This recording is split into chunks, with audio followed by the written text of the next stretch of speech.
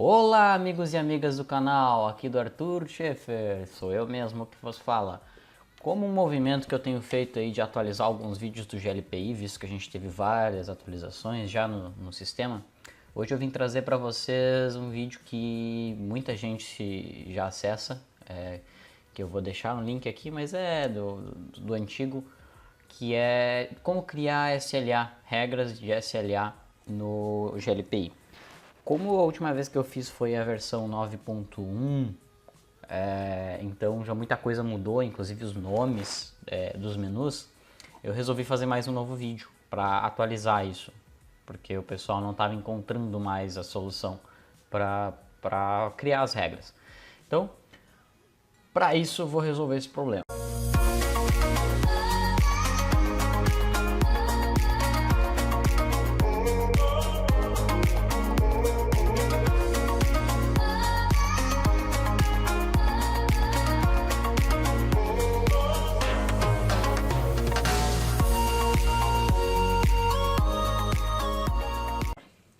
Essa aqui é a carinha, nós estamos aqui no GLPI 9.3, ok?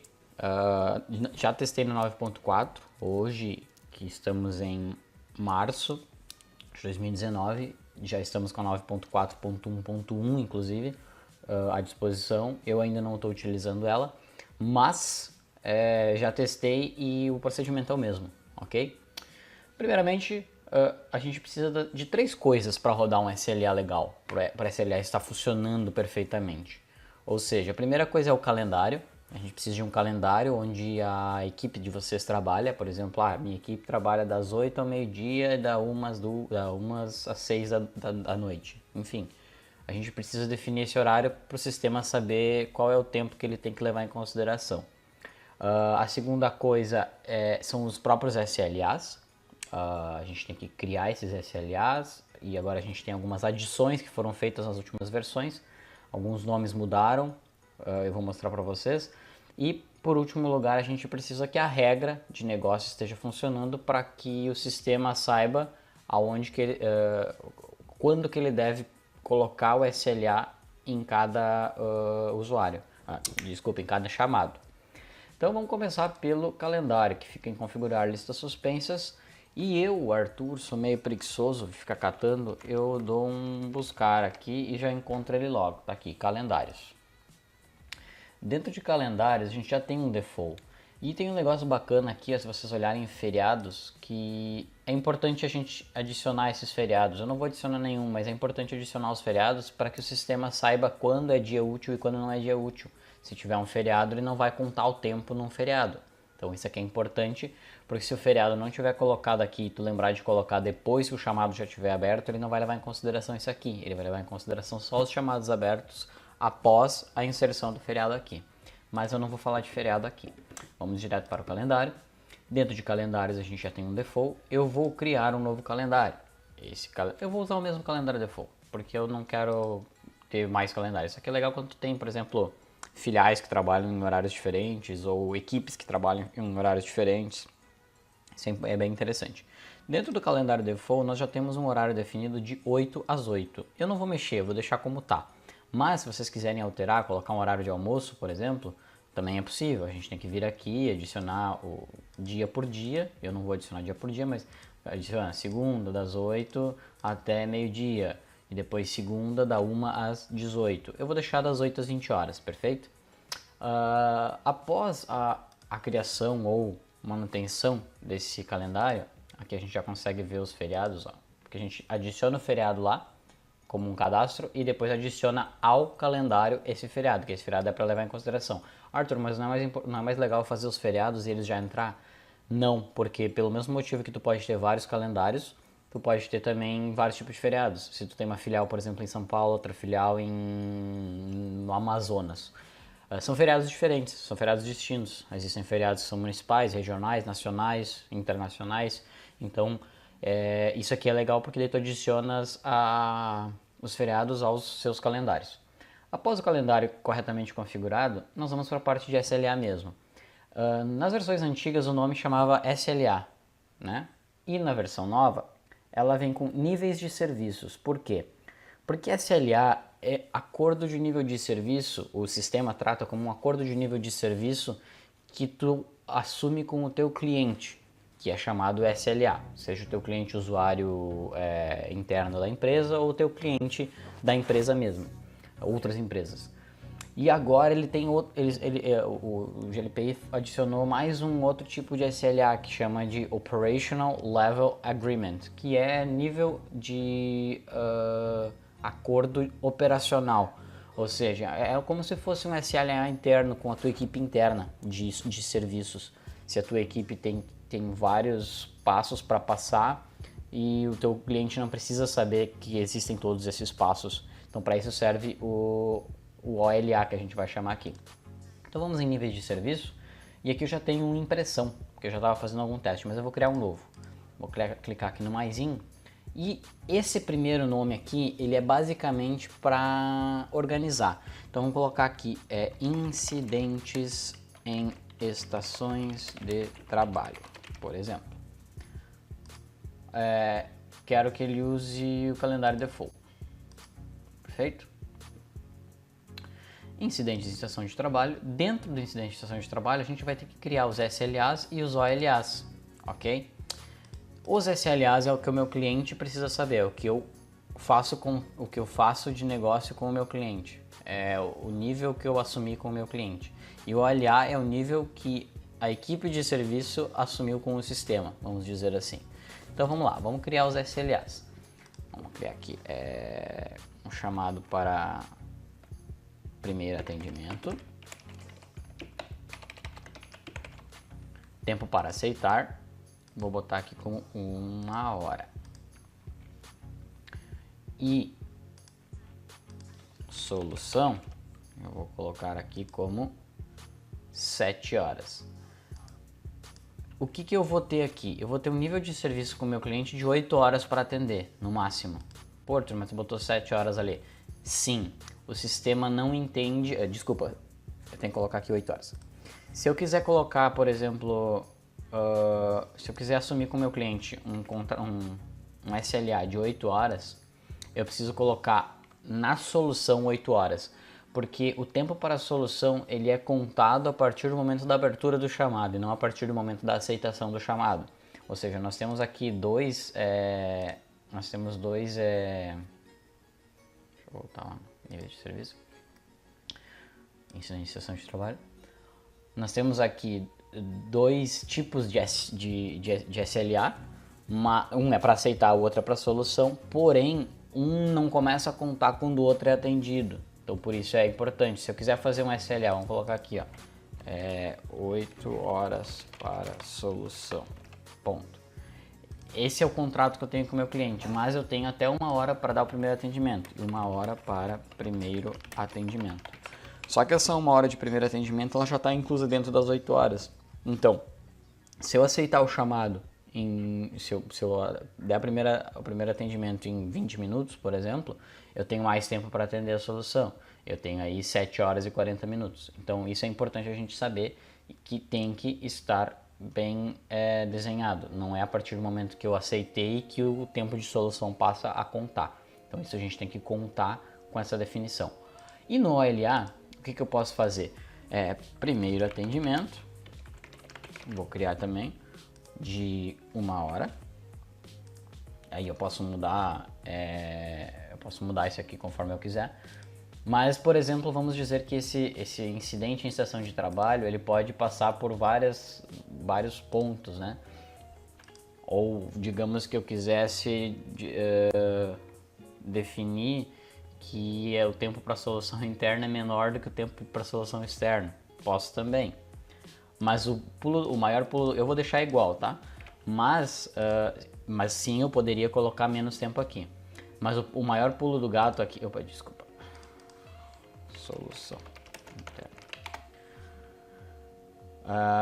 O mais interessante seria eu criar os SLTs, que eu tenho aqui um outro vídeo, vou tentar deixar linkado, que é como usar os SLTs, porque dentro de cada SLA ou cada OLA a gente tem esses níveis de escalação. Então dentro do OLA, por exemplo, eu posso colocar regras internas para que o chamado tenha adição de pessoas, retirada de pessoas ou criação de alteração de prioridades, esse tipo de coisa assim. Então isso eu posso criar aqui dentro e eu tenho um vídeo sobre isso. Talvez eu faça um novo também se tiver muitas alterações. Então está criado o SLA. Tem os SLAs, temos os OLAs e agora a gente vai para o último ponto, que são as regras de negócio. As regras de negócio ficam em administração, regras. Aqui dentro de regras, a gente tem regras de negócio para chamados, que são as regras, é um motor de regras para os chamados. Então, para que a gente faça a criação, a atribuição nesse SLA, eu vou criar uma regra só, mas eu posso criar várias. Coloca aqui, ó, SLA barra OLA, onde está nível de serviço? Nível de serviço, incidente, estação. Ou seja, esse aqui é o nível de serviço para incidentes de estação de trabalho. Quais são as configurações que a gente tem que fazer aqui? Operador lógico. Se eu deixar E, todos os meus critérios que eu colocar lá precisam ser atendidos. Por exemplo, se eu colocar ali, se vier do usuário Pedro e for um chamado por e-mail, eu preciso que todo chamado aberto pelo Pedro por e-mail, a regra seja executada.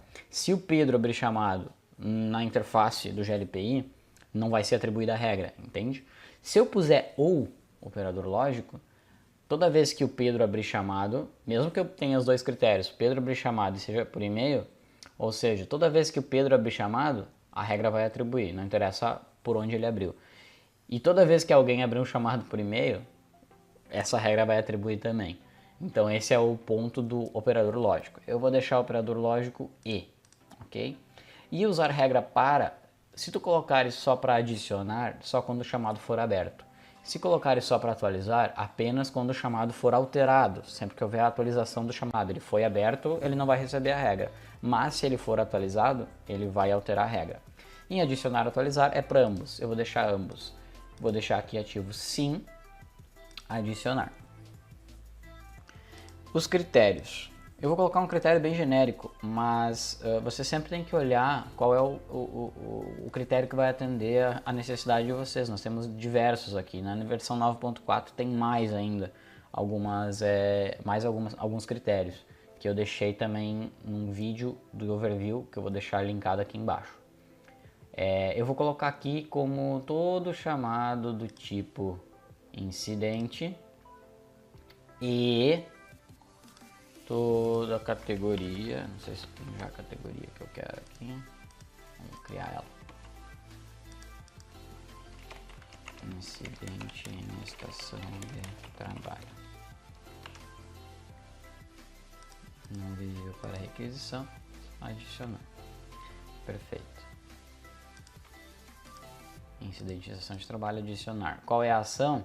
Aí na ação eu vou colocar os SLAs e OLA.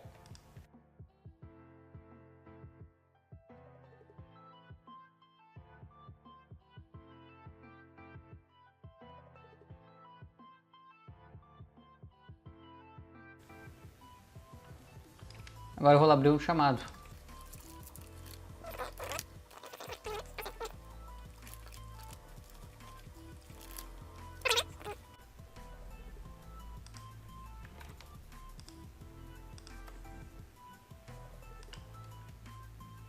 Criar um chamado do tipo incidente, categoria incidente em estação de trabalho.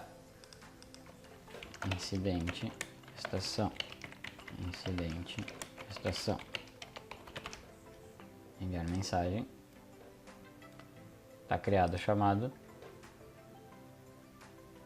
E eu, como usuário, consigo ver todas essas opções aqui. Já está aqui atribuído o tempo de atendimento, solução, tudo mais. Para os meus técnicos, eu posso vir aqui e adicionar uma coluna. Aqui a gente adiciona colunas. Eu posso adicionar coluna para a gente ver isso aqui de uma forma mais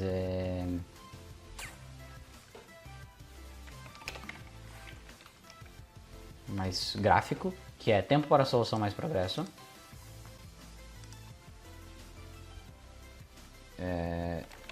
E tempo para aceitar mais desenvolvimento. E tem o interno também, né? Aqui aqui se a gente quiser. Eu vou botar só o externo, que é o que eu tenho com o meu cliente. Então fechar aqui e vai aparecer agora aqui uma barrinha. Essas barrinhas aqui, elas vão ficando coloridas, verde, amarelo, vermelho. E se a gente quiser alterar as cores, a gente vem aqui em configurar geral, valores padrões, se eu não me engano.